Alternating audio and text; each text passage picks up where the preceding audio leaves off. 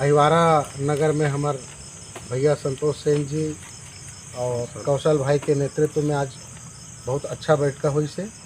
बैठका के विषय छत्तीसगढ़ में हमार मन के पहली तिहार हरेली के जो कार्यक्रम है जबर हरेली रैली ओखर न्योता देना और पूरा गांव-गांव में जबर हरेली तिहार के पोस्टर पम्पलेट चिपकाए बर आज हमने मेरे सकलाए हैं। और आज ये जगह बैठ के छत्तीसगढ़ महातारी के विषय में जब हम बात करें बहुत सारा बात पता चली कि ये मन कैसे परदेसिया मन हमर राज में आके हमन ला चुहला के हमन ला नान नान चीज़ में बोझ के हमर मन के हक अधिकार ला लूटा थे। तो आज हमार संतोष भैया एक बात बताइस और एक नारा दिस नवा कि एक कचौरी दू समोसा परदेसिया मन के का भरोसा, परदेसिया मन के का भरोसा।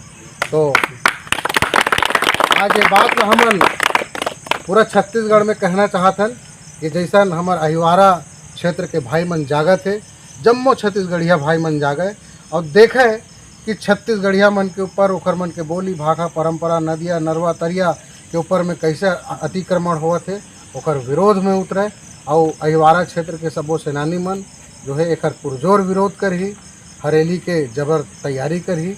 जोहार छत्तीसगढ़, जय छत्तीसगढ़ महातारी। बोलो छत्तीसगढ़ महातारी की जय। छत्तीसगढ़।